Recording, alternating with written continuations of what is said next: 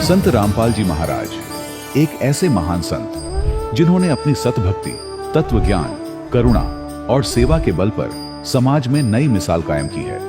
संत रामपाल जी महाराज की अगुवाई में उनके सभी सतलोक आश्रमों से समाज कल्याण के अद्भुत कार्यों ने समाज को सुनहरे भविष्य की एक नई उम्मीद दिखाई है। संत रामपाल जी महाराज से नाम दीक्षा लेने के बाद लाखों लोगों की लाइलाज बीमारियां जैसे कैंसर, एड्स आदि ठीक हुई। संत जी के ज्ञान से प्रेरित होकर उनके अनुयायियों ने लाखों यूनिट रक्तदान किया। संत जी ने लाखों बहन बेटियों का दहेज मुक्त विवाह करवाया।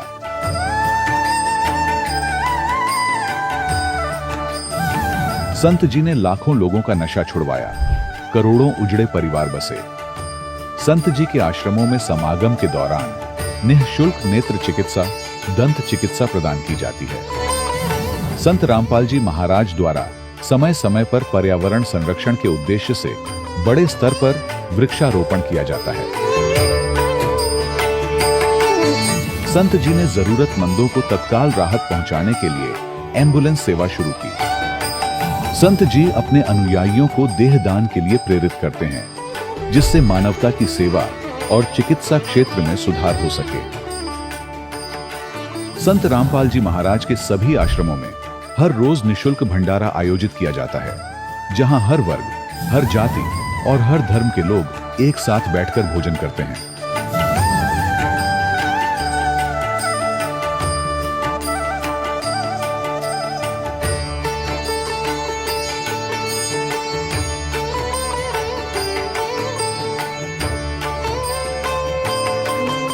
संत रामपाल जी महाराज की अन्नपूर्णा मुहिम ने गरीब और बेसहारा लोगों के जीवन में एक नई ऊर्जा और उम्मीद को जन्म दिया है। घर घर खाद्य सामग्री और जरूरी मदद पहुंचाकर संत रामपाल जी महाराज ने लोगों को दुख और मजबूरी से लड़ने की ताकत प्रदान की है।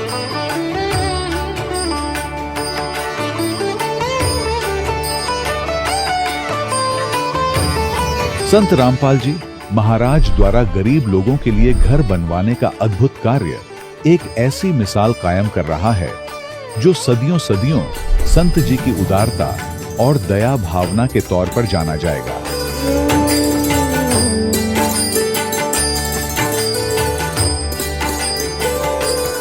संत रामपाल जी महाराज के आश्रम में हजारों बुजुर्गों को सम्मान और प्यार के साथ जीवन जीने का अवसर मिलता है। उनके खाने, रहने और स्वास्थ्य की पूरी जिम्मेदारी संत रामपाल जी महाराज उठाते हैं। अनाथ बच्चों के लिए संत रामपाल जी महाराज के सभी आश्रम किसी वरदान से कम नहीं। यहाँ उन्हें शिक्षा, संस्कार और भविष्य के लिए बेहतर अवसर प्रदान किए जाते हैं। चाहे बाढ़ हो, भूकंप या महामारी, संत रामपाल जी महाराज और उनके अनुयायी हमेशा ही जरूरतमंदों के लिए सबसे आगे खड़े रहते हैं।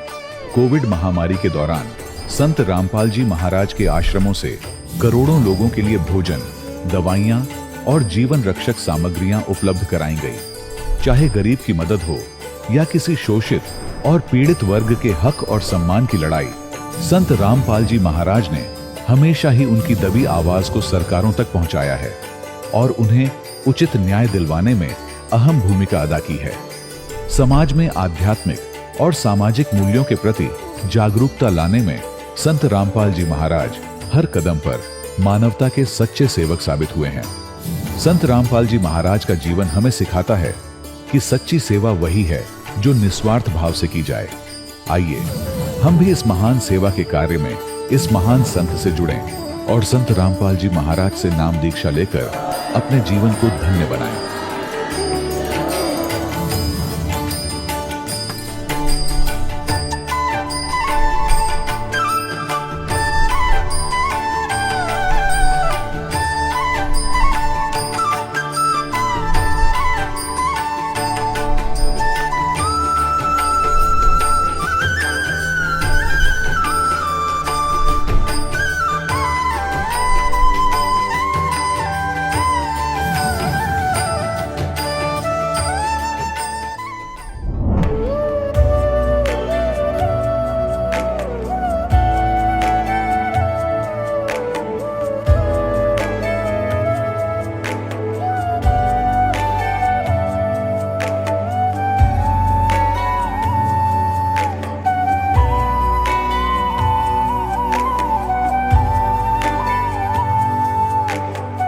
गीता अध्याय 15 के श्लोक 16-17 में 3 प्रभु बताए हैं।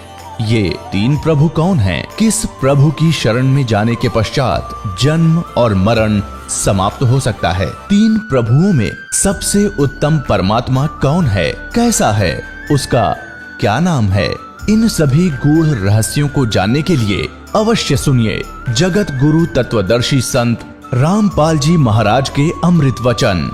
सत साहिब दर्शकों, भारत में स्थित छत्तीसगढ़ राज्य में दामाखेड़ा कबीर पंथियों का एक महत्वपूर्ण गढ़ माना जाता है। यहाँ कबीर पंथ से जुड़े कई आश्रम हैं, जहाँ सुख की तलाश के लिए कई अनुयायियों का आना जाना लगा रहता है। इन्हीं अनुयायियों में से एक थी महासमुंद की रहने वाली खुशबू जी। ये दामाखेड़ा पंथ में जुड़ने के साथ साथ सभी देवी देवताओं की पूजा अर्चना भी किया करती थी, परंतु ये सब क्रियाएं करते हुए भी घर पर दुखों का कहर सवार था। घर में आर्थिक तंगी थी, पापा को साइटिका की प्रॉब्लम और बहन को पैरालिसिस भी था। हालांकि खुशबू जी दामाखेड़ा कबीर पंथ की सभी साधनाएं करती थी, परंतु यथार्थ कबीर पंथ ना होने के कारण कोई लाभ नहीं मिला। लेकिन एक दिन हुआ यूं कि खुशबू जी को यथार्थ कबीर पंथ पर चलने वाले एक संत जी की शरण प्राप्त हुई। और आप सुनकर हैरान रह जाएंगे कि यथार्थ कबीर पंथी संत रामपाल जी महाराज जी के आशीर्वाद मात्र से इनकी जिंदगी की हर दुखद समस्या दूर हो गई। अब आप सुनिए खुशबू जी की आप बताई वास्तविक कबीर पंथी संत की शक्ति की सच्चाई। नमस्कार जी। नमस्कार सर जी। क्या नाम है जी आपका? खुशबू मानिकपुरी है जी मेरा नाम। खुशबू जी आप कहाँ से हो? मैं छत्तीसगढ़ महासमुंद जिले से हूँ। खुशबू जी संत रामपाल जी महाराज से नाम दीक्षा आपने कब ली? सर जी मैंने संत रामपाल जी महाराज जी से नाम दीक्षा 23 जनवरी 2013 में ली थी। संत रामपाल जी महाराज से नाम दीक्षा लेने से पहले आप क्या भक्ति साधनाएं करती थी? संत रामपाल जी महाराज जी से नाम दीक्षा लेने के पहले हम शुरू से ही कबीर पंथी थे। कबीर साहब जी की पूजा अर्चना करते थे और साथ में अन्य देव देवताओं की भी पूजा करते थे, जैसे शिव जी का उपवास रखना, श्री कृष्ण जी का जन्माष्टमी का उपवास रखना, नवरात्रि है ना, ये सारी चीज़ें भी हम पूजा किया करते थे। जैसे कि आपने बताया कि आप शुरू से ही कबीर पंथी हैं और संत रामपाल जी महाराज जी भी कबीर पंथी हैं, तो फिर आप संत रामपाल जी महाराज की शरण में क्यों गई? क्या कारण बना? संत रामपाल जी महाराज जी के शरण में आने का यही कारण था कि हमको शुरू से एक पूर्ण सदगुरु की तलाश थी कि जैसे कि हम कबीर पंथी हैं, ठीक है, तो दामाखेड़ा पंथ से मेरे पापा पहले जुड़े हुए थे, लेकिन क्या उनका जो भक्ति था पापा को सही नहीं लगता था। जैसे शास्त्र विरुद्ध है ना, कई ऐसे थी परंपराएं जो कि पापा को सही नहीं लगता था, फिर वो कंठी माला अपना ग्रहण कर लिए थे। मैं भी पापा को बोलती थी पापा मैं भी जाऊँगी, मेरे को भी नाम उपदेश लेना है, क्योंकि स्टार्टिंग से मेरे को ये पूजा अर्चना में बहुत ही ज़्यादा लगाव था और मैं बचपन से ही कबीर साहब जी की और जैसे अन्य देवता की बताइए मैं फास्ट रखती थी, है ना, जैसे नवरात्रि हो गया, शंकर जी का भी और बजरंगबली जी, ये सब सारी चीज़ों को मैं बहुत मानती थी।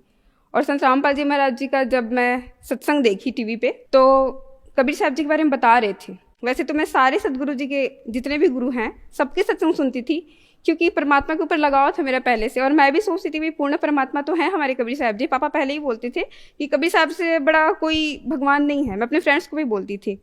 लेकिन जो पूर्ण गुरु है बोलते हैं गुरु जी के बिना हम अपने वेद पुराण शास्त्रों ज्ञान हमें नहीं हो सकता, है ना। बोलते हैं जैसे कि गुरु बिन माला फेरते, गुरु बिन देते दान, गुरु बिन दोनों निष्फल है, पूछो वेद पुराण, ये सारी वाणियाँ हमको पहले ही पता थी। लेकिन पूर्ण गुरु की तलाश थी, तो संत रामपाल जी महाराज जी के शरण में आने का मेन कारण यही था कि हम को पूर्ण गुरु मिले। और संत रामपाल जी महाराज जी वेद शास्त्र जो है सबका सटीक ज्ञान बताते हैं, जो कि अन्य नकली धर्म गुरु जो है वो नहीं बताते, वो बस अपना प्रवचन सुनाते हैं। और जैसे कि हमारे संत रामपाल जी महाराज जी वेद पुराण गीता को खोल खोल करके बताएं, उंगली रख रख करके बताते हैं कि भाई इसमें क्या है, और मानव को शास्त्र अनुकूल साधना से ही भक्ति में लाभ होता है, और हमको हुआ। इसलिए हम संत रामपाल जी महाराज जी के आश्रम पे गए और वहां से हम नाम उपदेश लिए 2013 में। संत रामपाल जी महाराज से नाम दीक्षा लेने के बाद आपके क्या अनुभव रहे? संत रामपाल जी महाराज जी से नाम उपदेश लेने के बाद हमारे तो बहुत सारे अनुभव रहे। जैसे कि सबसे पहले हमको अध्यात्म लाभ मिला, मोक्ष का मार्ग मिला, पूर्ण सदगुरु जी मिले, और जो हमारी आर्थिक तंगी थी, शारीरिक परेशानी भी बहुत थी। जैसे कि मेरे पापा जी है ना, उनको 2007 से ही साइटिका का प्रॉब्लम था। तो जैसे कि मैं बता रही हूँ कबीर साहब जी की हम पूजा करते थे तो पापा को उतना प्रॉब्लम नहीं होता था, ठीक है, 2007 से था। और 2013 में जब हम नाम उपदेश लिए तो पापा का साइटिका का प्रॉब्लम था, लेकिन वो कभी मतलब ध्यान नहीं देते थे। वो बोलते थे भाई ठीक हो जाएगा, अपना ऑयल वगैरह लगा करके ना वो शांत रह जाते थे, क्योंकि साइटिका में बहुत ज़्यादा ट्रीटमेंट लगता है और पापा सुन रखे थे इसमें पैरालाइज भी हो जाता है। लेकिन पापा का यही था कि भाई चलेगा तब तक, और आर्थिक तंगी भी थी, इसलिए ये सारे में ध्यान नहीं देते थे। तो सबसे पहले लाभ ये हुआ कि पापा का जो साइटिका का प्रॉब्लम था वो संत रामपाल जी महाराज जी की दया से ठीक हो गया।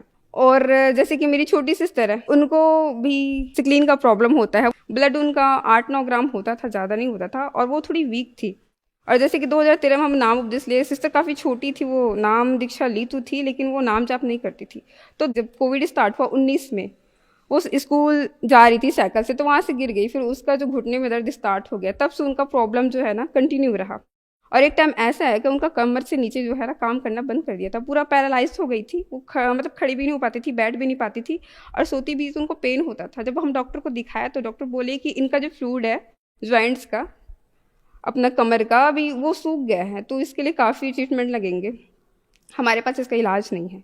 उसके बाद हम 7 हिल्स हॉस्पिटल सुने थे विशाखापट्टनम का, वहाँ बोलते थे वहाँ जो भी जाता है ना वो ठीक हो जाता है, वहाँ बहुत सारे कंसल्टेंट डॉक्टर हैं, ऑल टोटल जितने भी हैं, तो आप वहाँ ले जाइए। तो कोविड टाइम पे 2020 पे ना हम अपनी बहन को, कलेक्टर को पहले लेटर लिखे थे कि हमको लेकर जाना है, क्योंकि अलाउ नहीं था कोविड टाइम पे किसी को कहीं लेकर जाना।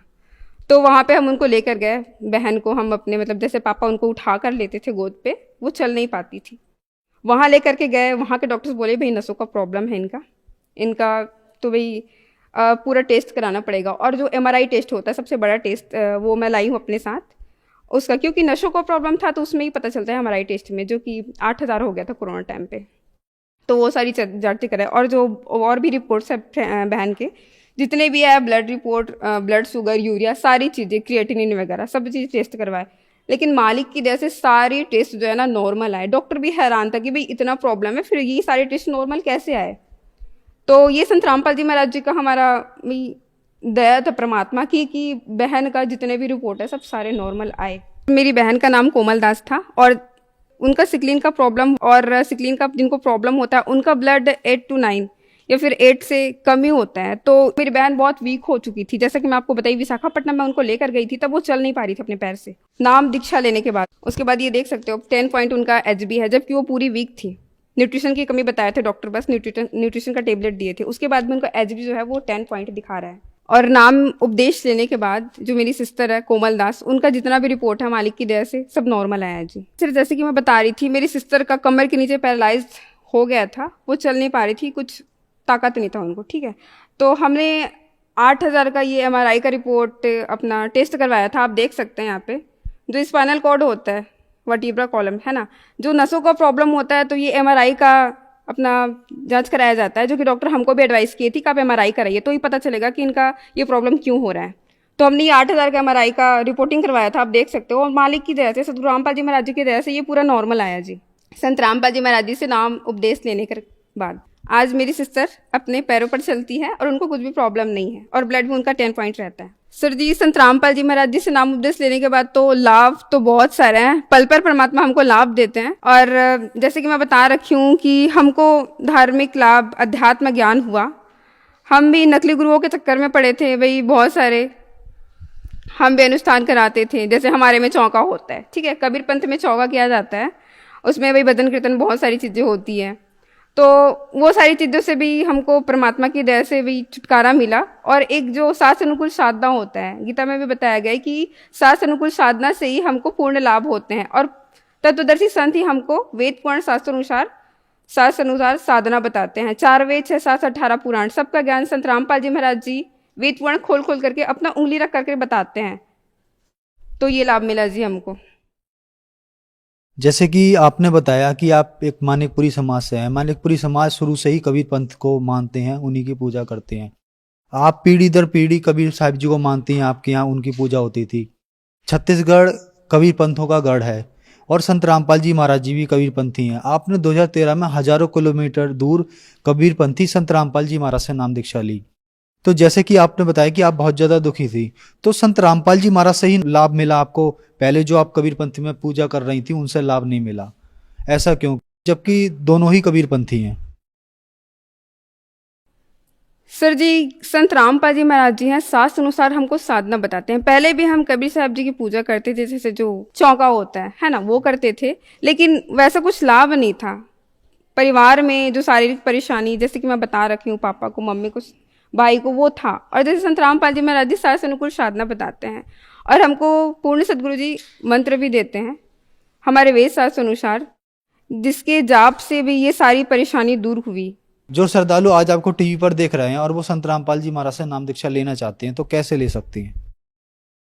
संत रामपाल जी महाराज जी से अगर आप नाम दीक्षा लेना चाहते हैं तो सत्संग चैनल पर आती है, उसके नीचे पट्टी चलती रहती है जिसमें आश्रम के भी नंबर्स है, उस पर आप कॉल करके, और ऑल ओवर द इंडिया में नामदान केंद्र हैं, आप अपने आसपास पता भी कर सकते हैं, नंबर पे कॉल करके वहाँ से आप संत रामपाल जी महाराज जी से नाम उपदेश ले सकते हैं जी।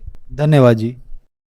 धन्यवाद सर जी। दर्शकों, अभी आपने सुने संत रामपाल जी महाराज से दीक्षा प्राप्त करके सुखी हुए भक्त के अनुभव। अब देखिए जगत गुरु तत्वदर्शी संत रामपाल जी महाराज के मंगल प्रवचन। तो काशी के अंदर गौरी शंकर, वही सुदर्शन जी के पिताजी गौरी शंकर ब्राह्मण हुए और उनकी माता सरस्वती नाम से गौरी शंकर के साथ पत्नी रूप में रही। गौरी शंकर जी भगवान शंकर के बहुत पुजारी थे और नेक आत्मा थे। उन आत्माओं, ये पिछला स्वभाव संस्कार, चाहे किसी मजहब धर्म में जन्म ले इंसान,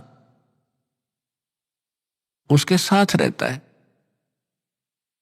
अब वो ब्राह्मण कुल में जन्मे थे और ब्राह्मण काशी के, तो तकरीबन उनका व्यवसाय यही था, रोजी रोटी बनाना, दुनिया को बहकाना, जंतर मंतर बताना, श्राद्ध निकलवाना, पिंड भरवाना, अटपट करना। लेकिन उनकी आत्मा नहीं मानती थी, वो केवल भगवान शंकर की महिमा गाते थे, शिव पुराण की कथा सुनाते थे। उस कथा से जो भी पैसा आ जाता था निर्वाह करते थे और शेष बच जाता था उसको भंडारे में लगा देते थे, संग्रह नहीं करते थे। जिस कारण से उनकी इस क्वालिटी से, इस गुण के कारण उनके प्रति आम हिंदू की एक विशेष जो आस्था थी, जुबान पर चढ़े हुए थे सबके कि बड़ा नेक आदमी है, कोई लालच नहीं करता है, निस्वार्थ कथा सुनाता है। और जिस कारण से अन्य जो रोजी रोटी वाले ब्राह्मण थे, वो पांडे, वो गौरी शंकर से ईर्ष्या करा करते कि सब इससे की प्रशंसा करते हैं, ज्यादा लोग इन्हीं की कथा सुनने जाते हैं। तो उसको नीचा दिखाने के लिए वो बहुत प्रयत्नशील थे, लेकिन उनकी कोई चल नहीं रही थी, दाल नहीं गल रही थी। इस बात का पता चला काजी और मुल्लाओं ने।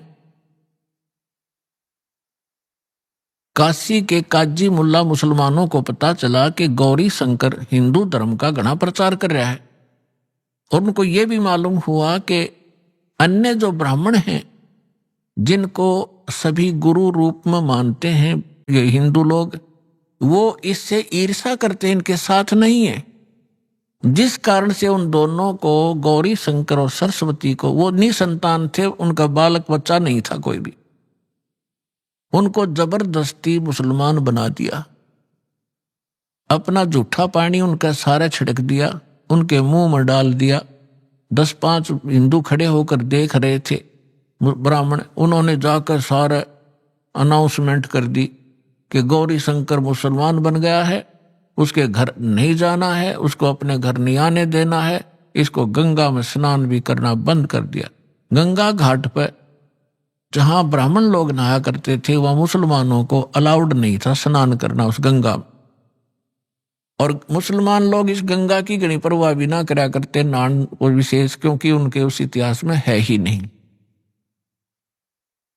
तो गौरी शंकर सरस्वती विवश हो गए, उनका नाम बदल दिया।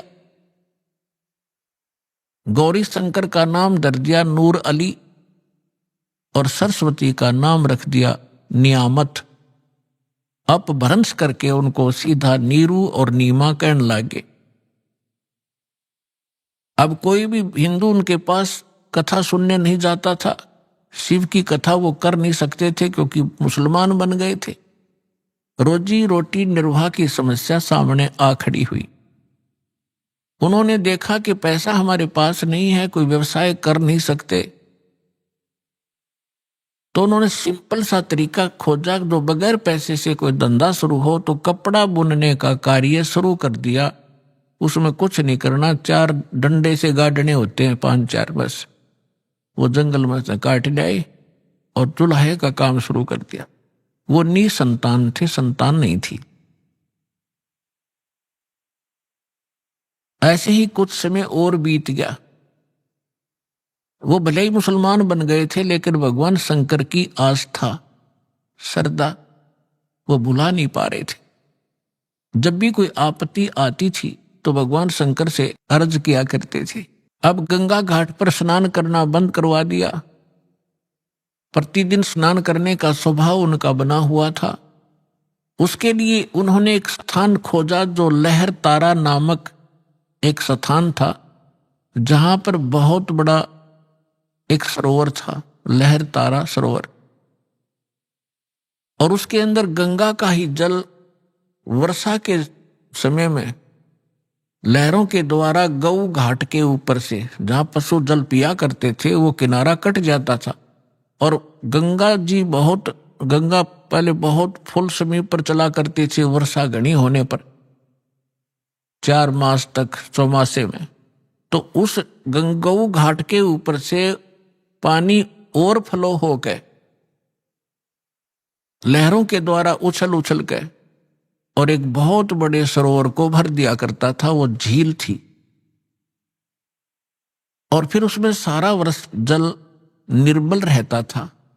गंगा के जल में एक गॉड गिवन एक ऐसा मेरिट है, ऐसा गुण है, ये सतलोक से आई हुई है ये गंगा, तो वो कभी खराब नहीं होता। पुण्यात्माओं, जितने भी आज तक सतलोक के गुण गाने वाले राधा स्वामी पंथ से पहले कोई सतलोक जाना नहीं था। और इन्होंने कबीर साहब की वाणी में तो सतलोक सचखंड की पूरी विवरण है ही है, लेकिन कबीर पंथी भी ढंग से नहीं जानते थे। सतलोक वो भी कहते थे, लेकिन सतलोक में कुछ नहीं मानते थे। चेतन ही चेतन है, वहां प्रकाश ही प्रकाश है, यही राधा स्वामी वाले कहते थे। और ये धन धन सतगुरु सच्चा सौदा, जय गुरुदेव। और निरंकारी तो कहते हैं भगवान निराकार है। और किसी हिंदू से पूछ ले, किसी मुसलमान से पूछ ले, किसी इस सिख या ईसाई से पूछ ले, परमात्मा को वो निराकार बताते हैं। अब सच्चाई, जिन महापुरुषों ने भगवान को देखा, फिर इस दास पर रजा हुई। अब वहां क्या सारी सृष्टि ऐसी है जैसे यहां पर है? ये डुप्लीकेट है और वो ओरिजिनल है। वहां पर ये 5 तत्वों से बना हुआ कोई मटेरियल नहीं है, एक तत्व से बना हुआ। जैसे 5 तत्वों से यहाँ ये शरीर बना हुआ है, अब इसमें कोई तत्व दिखाई नहीं देता, दिखता ये 5 तत्वों से बना है। मृत्यु के उपरांत इसको जब सभा किया जाएगा, ये अपने अपने तत्वों में बट जाएगा। इसी प्रकार वह एक तत्व से सारी सृष्टि, सभी पदार्थ एक तत्व से, काजू किस्म सेब संतरे ये अनार एक तत्व से, हमारा शरीर एक तत्व से, तो वहां केवल एक नूरी तत्व से ही बना हुआ होता है। तो जो अमर सरोवर है वहां से, सतलोक से ये गंगा आई है। परमात्मा ने एक सैंपल भेजा है कि हमारे लोक में ऐसा मटेरियल है, ऐसा पदार्थ है जो कभी खराब नहीं होते। और वहां तो लोक ही बहुत सुंदर है, वहां तो खराब होने का मतलब नहीं। और यहाँ इस गंदे लोक में 10 दिन में पानी में बदबू हो जाए, और यहाँ पर गंगा का जल खराब नहीं हो रहा। ये सतलोक से आया हुआ ये मटेरियल है, पदार्थ है। तो ऐसे दूधों की नदियां वहां सरोवर भरे हैं, दही के सरोवर भरे हैं, वहां पर शहद के सरोवर भरे हैं, हर तरह के पदार्थ हैं। और सदाबहार फल हैं, सदाबहार वृक्ष हैं, सदाबहार वहां पर ये बेल बूटे हैं, लता हैं। तो पुण्यात्माओं, प्रसंग चल रहा है, वहीं पर आते हैं। तो नीरू नीमा सुबह सुबह उठ करके प्रतिदिन उस लहर तारा नामक तालाब में स्नान करने के लिए जाने लगे। रूटीन बना हुआ था। गर्मी का मौसम था, ज्येष्ठ सुदी पूर्णमासी, गर्मी का मौसम। और उस दिन परमात्मा अपने वचनानुसार, जैसे सुदर्शन जी से कहा था, बेटा तू चिंता ना करे, मुझे टाइम तो कितना लगे तेरे माता पिता को मैं पार करूंगा। जिस कारण से वो बोला भगत सुदर्शन यहाँ की इच्छाओं को त्याग सका, नहीं तो उसके गल में या एक फांसी और गल गई थी। यही बहुत थी उसको यहाँ काल के लोक में फंसाने के लिए। लेकिन पुण्यात्माओं, परमात्मा कहते हैं मेरी शरण में जब आप आ जाओगे, फिर मेरा काम है तुम मेरी मर्यादा में रहना, मुझसे दूर ना होना, फिर मैं आप करूंगा तुम्हारे सारे काम। कैसे तुम्हें पार करना है वो फिर मेरी ड्यूटी है। अब जैसे परमात्मा ने एक फार्मूले बताए हैं, द्वार धनी के पड़ा रहे, धक्के धनी के खावे, 100 काल झकझोल ही पर द्वार छोड़ ना जावे। एक तरीका बताया है कि द्वार धनी के पड़ा रहे और धक्के धनी के खावे, यानी अपने सच्चे दरबार में, अपने सतगुरु के पास यहां आता रहे, चाहे कुछ भी आपको लोग कहें और कोई छोटी मोटा ऐसा कोई दुख भी आप पर आ जावे, उसमें अपनी हिम्मत नहीं आ रहे और भगवान से दूर मत होना। इसलिए कहते हैं द्वार धनी के पड़ा रहे और धक्के धनी के खावे। सतलोक यानी आश्रम में आता रहे जाता रहे, छोटा मोटा कोई उकचुक हो भी जा, हिम्मत नहीं आ रहे। कबीर साहब कहते हैं सत ना छोड़े सूरमा, सत छोड़े पत जा, और सत के बांधे लक्ष्मी फिर मिले किया। फिर फार्मूला बताया है कि द्वार धनी के पड़ा रहे, धक्के धनी के खावे, 100 काल झकझोल ही पर द्वार छोड़। तो परमात्मा भी और भी कहते हैं कि जो जन मेरी शरण है, जो एक बार मेरी शरण में आ गया और गुरुद्रोही हुआ नहीं, फिर उसको मैं छोड़ूंगा नहीं, पार करके ही छोड़ूंगा, समय कितना लग जाए। जो जन मेरी शरण है ताका हूं मैं दास, और गेल गेल ला गया फिरूं जब तक धरती आकाश। तो पुण्यात्मा, अब परमात्मा ने अपना वचनानुसार उनको निकालना था। यदि वो ब्राह्मण बने रहते, उनमें अभिमान की कमी नहीं थी, और जहां अभिमान है वहां भगवान मिल नहीं सकता उन व्यक्ति को। आज से 600 वर्ष पहले ब्राह्मण वर्ग एक बहुत ही उच्च कोटि के माने जाते थे। इनको हमारे क्षेत्र में दादा नाम से पुकारा जाता था, चाहे छोटा सा बालक हो, और बहुत बड़ी महिमा थी इनकी। उस समय परमात्मा ने पहले तो उनकी वह मरोड़ काटी, वो बनाए मुसलमान, उस ब्राह्मण कुल से हटाया। अब वो बेशक मुसलमान बने हुए थे, लेकिन वो तो एक सिंपल मैन थे, गुजारा करते थे अपना, जैसी भी नमाज नमूजू न बता दी वह कर रहे थे। लेकिन अंतःकरण उनका टूटा हुआ था, उनके अंदर कोई अभिमान नहीं था। तो परमात्मा ज्येष्ठ सुदी पूर्णमासी संवत 1455 सन 1398 को ब्रह्म मुहूर्त में, ब्रह्म मुहूर्त कहते हैं सूर्य उदय होने से लगभग 1.5 घंटा पहले। यहां थोड़ा सा प्रसंग और सुनाना अनिवार्य है कि स्वामी रामानंद जी एक ब्राह्मण थे। वो काशी के अंदर अधिकतर ब्राह्मण लोग जो थे वो ऊत भूत की पूजा करते और करवाते थे। सदग्रंथों, वेदों और पुराणों से वे दूर चले गए थे। उस महापुरुष ने आकर के वहां पुनः वेदों का, पुराणों का आदि श्रीमद् भगवत गीता का प्रचार करना शुरू किया, जैसा उनको नॉलेज था। उन्होंने 1400 ऋषि बना रखे थे अपने चेले। उनको संत रूप में उनका एक पहचान बना रखी थी। वैष्णव परंपरा से जो दीक्षित होते हैं वो सारे उनको बाह्य आडंबर करवा रखे थे। लंबा तिलक लगाना, गले में एक तुलसी के मनिये की एक माला डालना, ओनली तुलसी के लकड़ी का एक मनिया होता है। इस प्रकार के आप लक्षण वाले को वैष्णव संत बोलते हैं। तो 1400 वैष्णव संत बना रखे, वो जगह जगह प्रचार किया करते थे। और जैसे रामानंद जी ने उनको साधना बता रखी थी, वो साधना भी किया करते थे। उन 1400 ऋषियों में से एक ऋषि थे अष्टानंद ऋषि, और वो प्रतिदिन उस लहर तारा तालाब के ऊपर जाकर स्नान किया करते थे।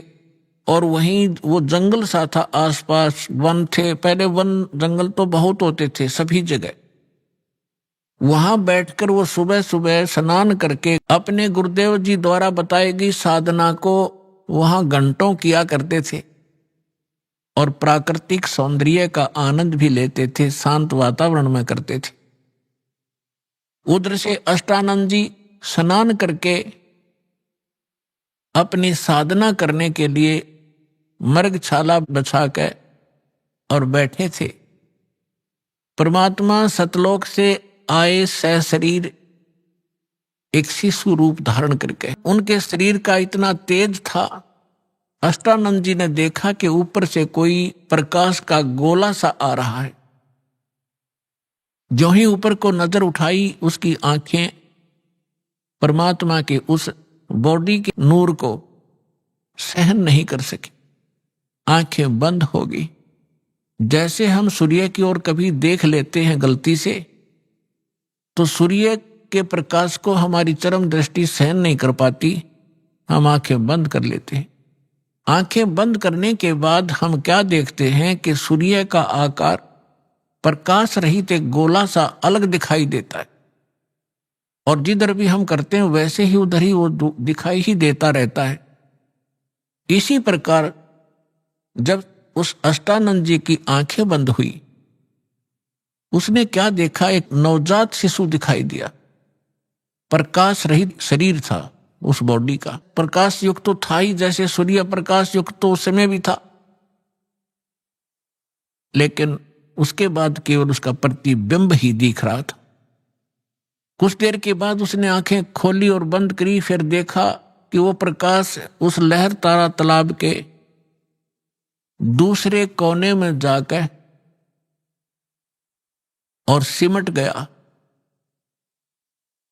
और उसकी आंखों के सामने जो प्रतिबिंब था वो एक बच्चे का सामने घूम रहा था।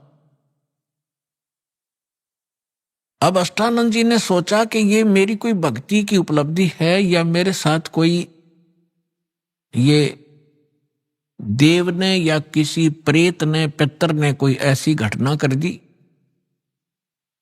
उसने सोचा कि अपने गुरुदेव जी से, स्वामी रामानंद जी से इसका समाधान चाहूंगा। तुरंत उठकर चल पड़ा, साधना त्याग दी। अब उधर से नीरू और नीमा प्रतिदिन वहां स्नान करने जाया ही करते थे। अपनात्मा परमात्मा उस नीरू नीमा को संतान दे सकते थे, इतनी दे देते कि हाथ जुड़वा देते, बस करवा देते उनकी। लेकिन कहते हैं ना, समाज के विचार और भगत और जगत के विचारों में बहुत अंतर हो जाता है। इसी कारण से जगत और भगत का विरोध रहा है। जगत जो परंपराएं निभा रहा है, वो भक्त उनको निभाकर आगे बढ़ नहीं सकता। भगत के विचार शास्त्र अनुकूल होते हैं, जगत के विचार अपनी परंपराओं पर आधारित ही रहते हैं। अब यहां समाज तो ये कहता है, पहले तो बहुत बुरा हाल था, जिसका कोई पुत्र ना हो, संतान ना हो, तो ऐसी धारणा बन रखी थी हमारे अंदर कि सुबह सुबह उसके दर्शन भी नहीं करने चाहिए, वो मनहूस व्यक्ति है। ये तो है जगत के विचार। और हमारे सूक्ष्म वेद में परमात्मा का दिया ज्ञान वो क्या कहता है कि जिनका संतान नहीं है वो बहुत ही खुशकिस्मत वाले व्यक्ति हैं। अब यहां बात बिगड़ती है। कि ये क्या मतलब होया भाई, जिसका संतान नहीं है वो गणे अच्छी किस्मत वाले हैं, और जिनका संतान है वह माड़ी किस्मत वाले। ये 100 की 100 सत्य है। लेकिन जो भक्ति नहीं करते वो चाहे संतान वाले हों और चाहे बिना संतान वाले हों, दोनों ही कर्महीन हैं। और जो शास्त्र अनुकूल भक्ति त्याग कर मनमाना आचरण भक्ति भी कर रहे हैं तो भी यूजलेस है, वो भी कर्महीन है। शास्त्र अनुकूल साधना परम संत से प्राप्त करके फिर चाहे संतान वाले हों और चाहे ना संतान वाले हों, दोनों ही खुशकिस्मत है। अपने आत्माओं इस अध्यात्म ज्ञान को अच्छी तरह समझना। अब बिना संतान वाले क्यों खुशकिस्मत हैं? पुणात्माओं, परमात्मा का उद्देश्य आपको इस गंदी दलदल से निकालना है। और आपने जो ज्ञान सुना है, जो परंपरा और जो विचार सुने हैं, वो इस दलदल में फंसे रहने के ही सुने हैं और उन्हीं को आप फाइनल और सत्य मान बैठे हो। एक बार सुखदेव ऋषि जी 12 वर्ष तक अपनी मां के गर्भ में रहे।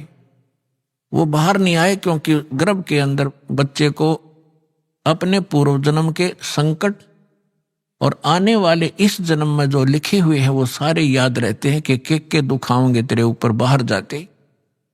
जिस कारण से उसने गर्भ से बाहर नहीं आया। वो 12 वर्ष के बाद ब्रह्मा विष्णु महेश तीनों ने आकर उससे कहा, सुखदेव तू बाहर आ जा, ये परंपरा खराब मत कर। तब उसने कहा था कि आप के अंदर से निकल रहे ये तीनों गुण, क्या त्रिगुणमयी माया बाहर आते ही अचेत कर देती है, शुद्ध बुद्ध भला देती है। आप अपनी माया को रोको। अब इन्होंने कहा कि देखो, इस माया को रोकना हमारे बस की बात नहीं है। ये तो हमारे अंदर गुण भर दिए भगवान ने, लेकिन हम कुछ क्षण के लिए सांस घोट सकते हैं, नहीं तो हमारा शरीर फट जाएगा। ये इतनी देर तक, बस इतनी देर, फ्रिक्शन ऑफ सेकंड हम इसको रोक सकते। तब सुखदेव जी ने कहा आप इतनी देर रोक दो।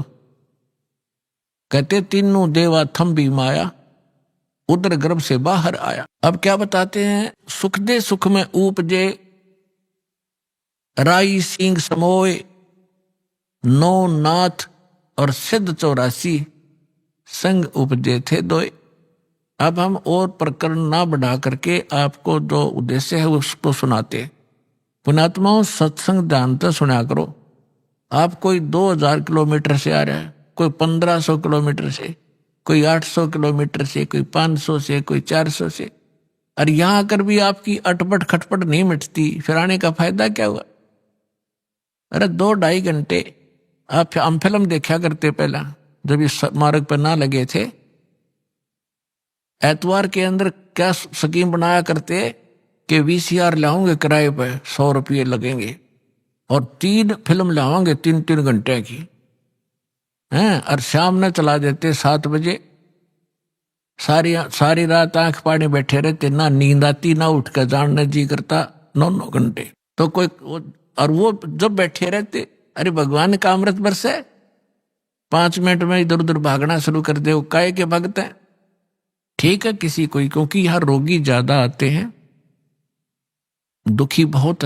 आज कोई सुखी नहीं है संसार में, वैसे तो पहले भी नहीं था, पर ईब तो कर टूट रहा सबके ऊपर। तो यहाँ प्रधानमंत्री बना बैठा और कोई न कोई बीमारी लिए फिर रहा, वो भी तो किसी ना किसी रोग से वो ग्रस्त है और भयंकर रोग है उसके। ठीक है, उसका ट्रीटमेंट करने वाले साथ साथ रहते, इसलिए वो थोड़ा घिसट रहा है। तो कहने का भाव ये है, वो बात अलग है, कोई बीमार है वो जाओ, बाथरूम भी जाना पड़ सकता है उसको, और कोई जड़ी बूटी लेने भी जाना पड़ सकता है, लेकिन ज्यादातर ध्यान दो सत्संग सुनने। आज जो प्रसंग चल रहा है कि सुखदेव जो था वो बाहर आया, बाहर उसको आने से उस माया का प्रभाव नहीं बना और उसको अपने भविष्य की याद बनी रही और पिछला इतिहास याद रहा। जब वो 12 वर्ष की उम्र का मां के गर्भ से निकला, मां के गर्भ से निकला जब तो छोटा था, बाहर निकलते ही वो एकदम 12 वर्ष की आयु जितना शरीर उसका एकदम उभर गया।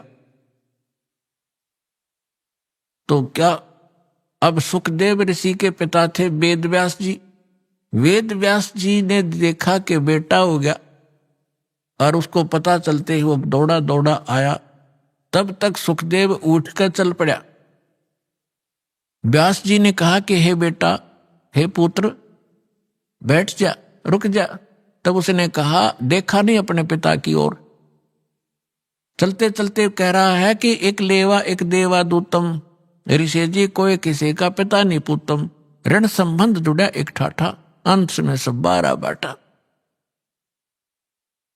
सुखदेव ने कहा कि ऋषि जी, ना जाने कितनी बार तू मेरा बाप बन लिया और ना जाने कितनी बार मैं तेरा बाप बन चुका हूं। ये बुरा झंझट है। ना जाने ये कितने युगों से आप और हमारा संस्कार उलट पुलट चल रहा है। अब के मैं इससे पीछा छुड़वाऊंगा और यदि मैं आपको देखूंगा तो मेरी ममता आप में बन जाएगी।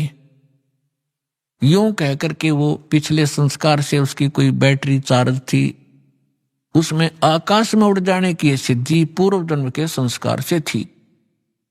वो आकाश में उड़ गया, आगे जाकर अपनी ओरनाल काटी और पत्ते पुत्ते लपेट कर जंगल में घूमने लग गया। ये लंबी कथा है, हम उस प्रसंग पर आते हैं कि एक लेवा एक देवा दूतम और कोई किसी का पिता नहीं पूतम। पुणात्मा और परमात्मा का ज्ञान है, ये किसी डूम बाट के गीत नहीं है। यदि आपने अध्यात्म मार्ग को ग्रहण करना है और यहां भी सुखी होना है और सतलोक चलना है, तो जो ज्ञानदास आपको बता रहा है उसको हृदय में समा लेना। अब क्या बताना चाहता हूं कि जैसे आज कोई आपका पुत्र है, कोई पुत्री है, ये पिछले संस्कार से है। एक बेटा ऐसा है,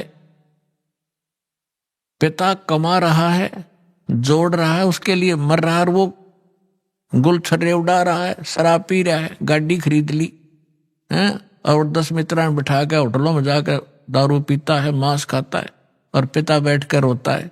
तो उस पिता ने पिछले जन्म में उस बेटे का ले रखा था, कोई किसी ने कभी रिश्वत ली होगी या कोई धोखा करके कोई अटपट किया होगा, अब वो पूरे करके छोड़ेगा। एक कथा है, एक किसान था, उसकी पत्नी, एक पुत्र होने पर पत्नी की मृत्यु होगी। उसने दूसरा विवाह कराया, उससे एक पुत्र हुआ, फिर दोनों ही मर गए। अब बड़े पुत्र का विवाह हो चुका था, छोटा पुत्र उससे 10-15 वर्ष अंतर था, छोटा था। अब क्या हुआ, जो बड़ा पुत्र था पहली पत्नी से और छोटा पुत्र था वो उससे उनसे काफी उम्र में छोटा था। छोटे वाला बीमार हो गया, इतना रोगी हो गया, कुछ पैसे भी लगाए लेकिन वो इलाज नहीं हो पा रहा था। किसी ने बताया कि वहां ले जाओ, एक बहुत बड़ा वैद्य है लेकिन पैसे लेगा 5,000 रुपये। उसमें 5,000 रुपये आज के 50 लाख के बराबर। तो उन्होंने सोचा, दोनों पति पत्नी ने विचार किया कि क्यों ना इसको किसी प्रकार से इसकी मृत्यु करा दें, विष दे दें, तो उसके पति और सारी संपत्ति अपने पास रह जाएगी, इस वाली भी। उन्होंने ये विचार करके स्वयं तो हत्या करने की सोची नहीं, एक डॉक्टर से बात कर ली, वैद्य से, कि भाई आप ऐसे करो, इसको विष दे दो। उसने कहा मैं 500 रुपये लूंगा और किसी का शक भी ना होगा, 2-4 दिन दवाई देता रहूंगा और फिर मैं इसका काम तमाम कर दूंगा। अब उसने 500 रुपये लिए उस समय, उन्होंने सोचा 500 में पीछा छूटा ही तक। तो उसने 500 रुपये लेकर उसको विष दे दिया, वो लड़का मर गया। तो ग्रामीणों ने, रिश्तेदारों को पता था कि भाई बहुत दिनों से बीमार चल रहा था, मृत्यु होगी, बात समाप्त हुई।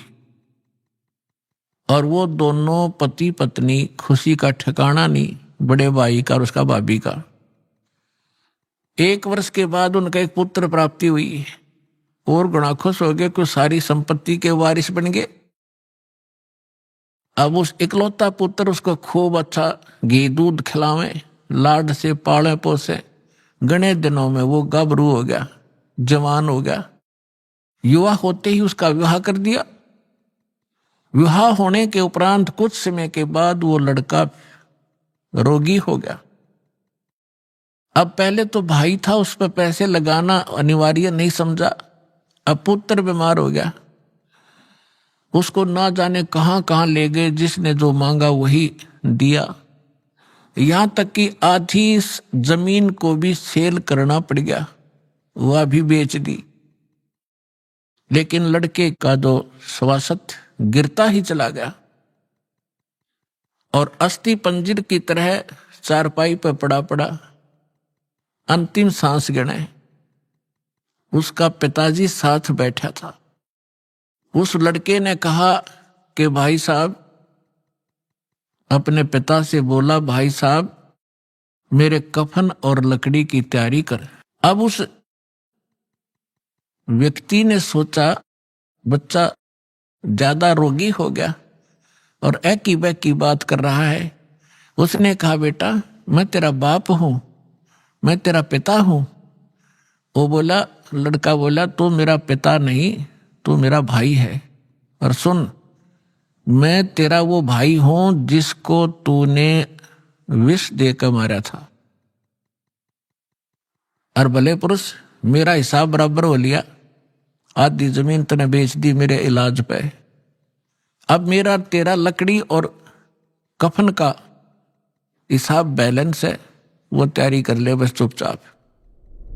अभी आपने सुने संत रामपाल जी महाराज के मंगल प्रवचन। आइए अब सुनते हैं संत रामपाल जी महाराज से नाम दीक्षा लेकर सतभक्ति करके अद्भुत लाभ प्राप्त करने वाले अनुयायी के विचार। दर्शकों, भगवती दास जी जो पहले बजरंग बली और मां दुर्गा की भक्ति करते थे, इन्होंने 2011 में अपनी पत्नी की गंभीर बीमारी और घर की आर्थिक समस्याओं का सामना किया। इन्होंने मां दुर्गा की भक्ति के माध्यम से अनेक सिद्धियां प्राप्त की, लेकिन इन्हें जीवन में कोई भी स्थायी समाधान नहीं मिला। मां दुर्गा ने इन्हें एक दिन सपने के माध्यम से सलाह दी कि वे संत रामपाल जी महाराज की शरण में जाएं। संत रामपाल जी महाराज से नाम दीक्षा लेने के बाद भगवती दास जी की पत्नी की गंभीर बीमारी, जिसमें 3 गांठें थीं और ऑपरेशन की सिफारिश की गई थी, वो पूरी तरह से ठीक हो गई। पहले ये तंबाकू और शराब की बुरी लत से परेशान थे, लेकिन नाम दीक्षा लेने के बाद इन सभी बुरी आदतों से मुक्त हो गए हैं। संत रामपाल जी महाराज की भक्ति ने इन्हें न केवल शारीरिक रूप से स्वस्थ किया, बल्कि मानसिक और आत्मिक शांति भी प्रदान की। इनके घर की आर्थिक स्थिति भी सुधर गई और अब इनके घर में कोई भी बीमारी नहीं है। आइए अब सुनते हैं भगवती दास जी की कहानी, उन्हीं की जुबानी। नमस्कार सर। सत साहेब। सर क्या नाम है आपका? भगवती दास। सर कहाँ से हैं आप? हम बदनावर तहसील रूपाखेड़ा के। सर संत रामपाल जी महाराज से नाम दीक्षा आपने कब ली? 2013 में। सर संत रामपाल जी महाराज से नाम दीक्षा लेने से पहले आप क्या भक्ति साधनाएं करते थे? मैं बजरंग बली की भी बहुत भक्ति करता था, तन मन धन से भक्ति करता था। बजरंग बली ने मुझे सपने में भी आया था, मुझे एक उन्होंने सिद्धि भी दी थी कि तेरे हाथ में एक गेहूं की कच्ची एक तरफ सेक के रोटी जो जिसको भी खिला देगा उसके रोग भी ठीक हो जाएंगे और तेरी जो आर्थिक समस्या वो भी ठीक हो जाएगी। मगर सर कुछ भी नहीं हुआ। माता जी की भी मैं बहुत ही भक्ति करता था। माता जी को मैं 5 दीपक जलाता था और माता जी की एक शक्ति भी थी मेरे पास में जो नारियल की थी। उससे मैं मतलब आगे पीछे भूत भविष्य वर्तमान की भी बात बता सकता था।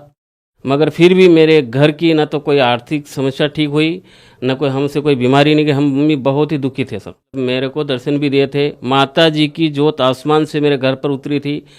शेर की सवारी की चौकी मेरे घर पे थी और माता जी कई बार मेरे को दर्शन भी दिए, प्रत्यक्ष भी दर्शन दिया, अप्रत्यक्ष भी दर्शन। सपने में भी मेरे को गोद में जैसे बच्चे को खिलाते इस प्रकार माता जी ने मेरे को गोद में खिलाया है। और उसके बाद फिर भी मेरे घर की, मेरी पत्नी की, मेरे बाल बच्चों की कोई भी समस्याएं ठीक नहीं होती थी। इतनी भक्ति करने के बाद में भी मैं तकलीफ में ही था। सर पहले आपकी माँ दुर्गा में बहुत अटूट श्रद्धा थी, आपको बहुत सारी सिद्धियां भी प्राप्त थी, तो फिर आप संत रामपाल जी महाराज की शरण में कैसे आए?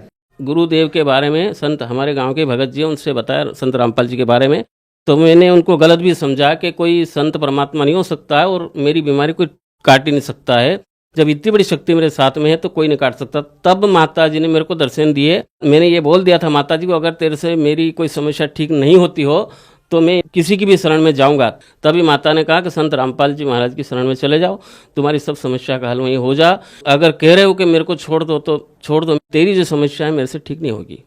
सर, आप माँ दुर्गा की अटूट श्रद्धा के साथ साथ भक्ति भी किया करते थे और माँ दुर्गा ने आपको बताया कि आप संत रामपाल जी महाराज की शरण में जाइए और आपकी समस्याओं का समाधान वहीं हो पाएगा। तो क्या संत रामपाल जी महाराज की शरण में आने के बाद आपकी समस्याओं का समाधान हुआ, और इसके अलावा क्या लाभ प्राप्त हुए आपको संत रामपाल जी महाराज से नाम दीक्षा लेने के बाद? पत्नी को ये बच्चेदानी खराब हो चुकी थी।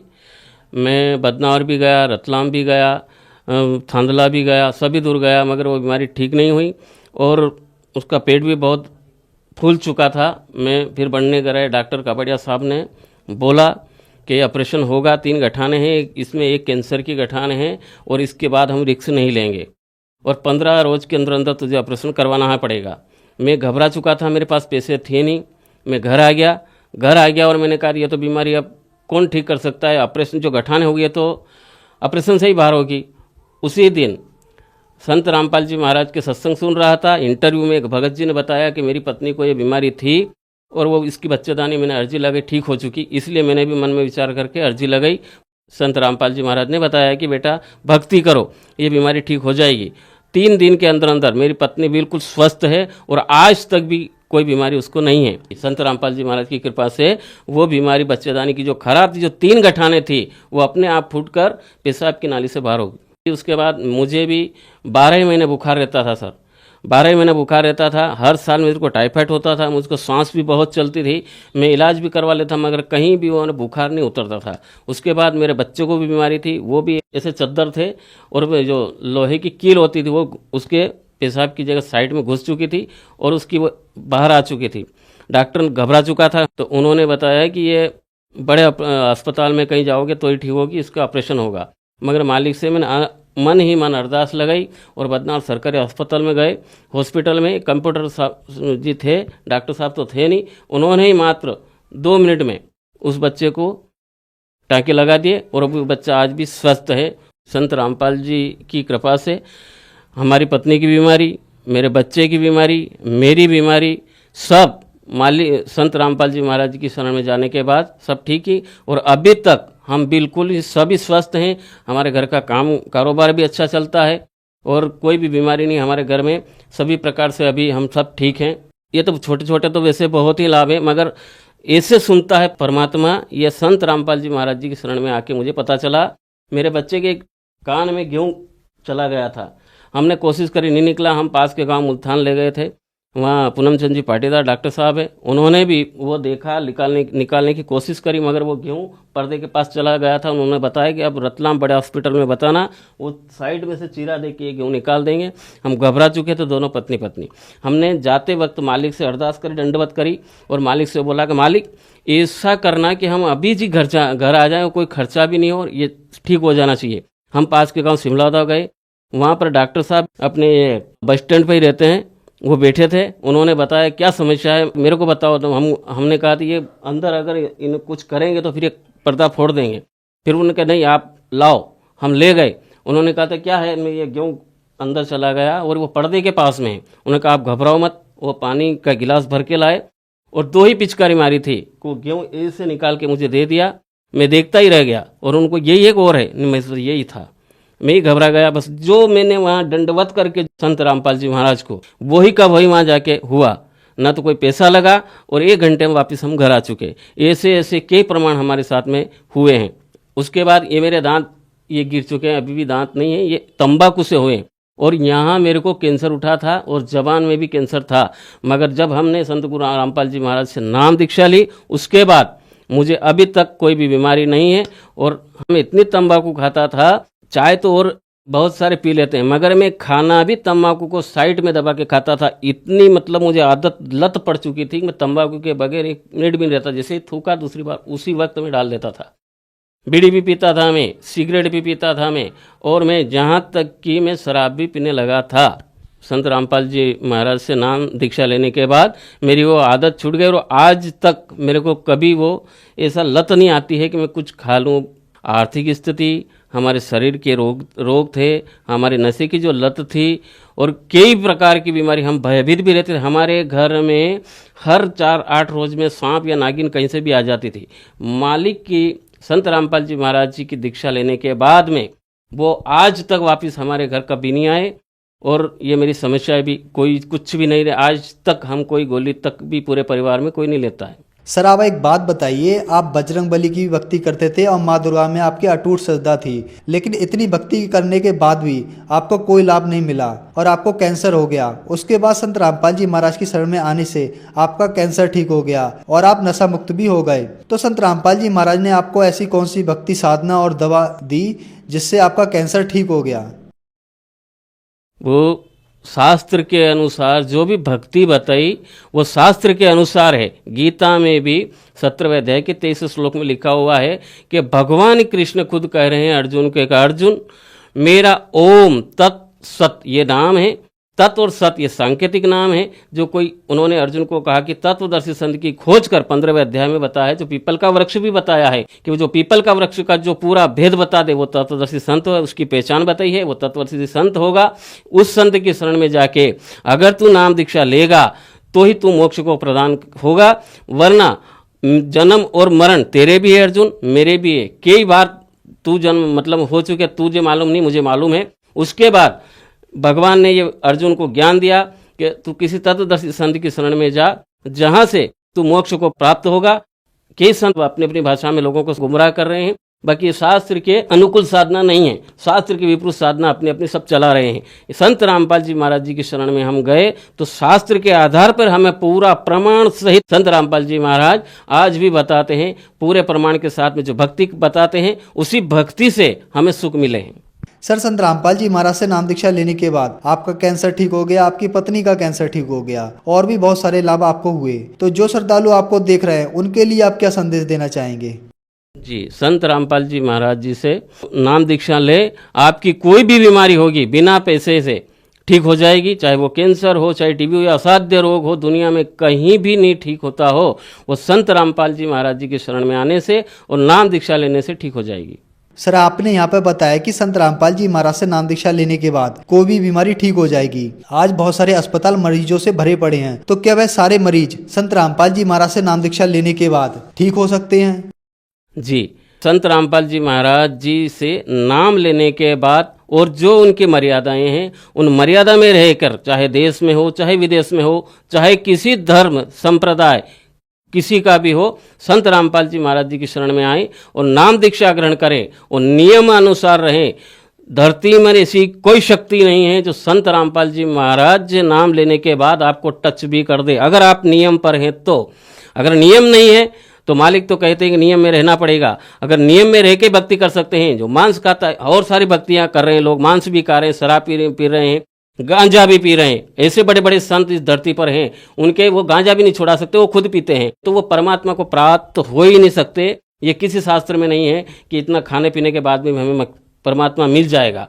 शास्त्र को विपरीत जो भी जाएगा वो कोई भी संत इस धरती पर पैदा ही नहीं हुआ है। संत रामपाल जी महाराज जी को छोड़कर इनकी शरण में आने से चाहे कोई भी बीमारी हो, कितनी भी खतरनाक बीमारी हो, मुर्दे भी जिंदे संत रामपाल जी महाराज ने किए हैं।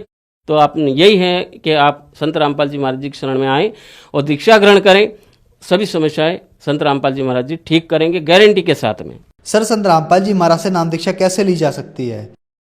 सर चैनल पे संत रामपाल जी महाराज का 1 घंटे का प्रवचन आता है, और भी बहुत सारे चैनल हैं वहाँ पर भी आते हैं। वहाँ नीचे पीली पट्टी चलती है, उसमें नंबर रहते हैं। संत रामपाल जी महाराज जी के सेंटर खुले हुए हैं, आप वहाँ फ़ोन करिए, आपके पास के सेंटर का वो पूरा बता देंगे और संत रामपाल जी महाराज जी के आश्रम में फ्री से आपको नाम दीक्षा दी जाएगी। धन्यवाद सर। सत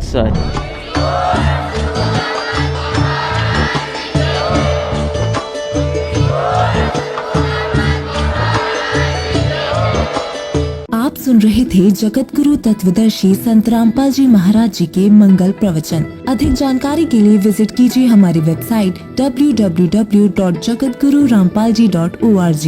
संत रामपाल जी महाराज जी के शुभ आशीर्वाद से पूरे विश्व भर में 500 से भी ज्यादा नाम दीक्षा केंद्र हैं, जिन पर संत रामपाल जी महाराज जी द्वारा ऑनलाइन निशुल्क नाम दीक्षा दी जा रही है। अपने नजदीकी नाम दीक्षा केंद्र का पता करने के लिए संपर्क करें 8222880541।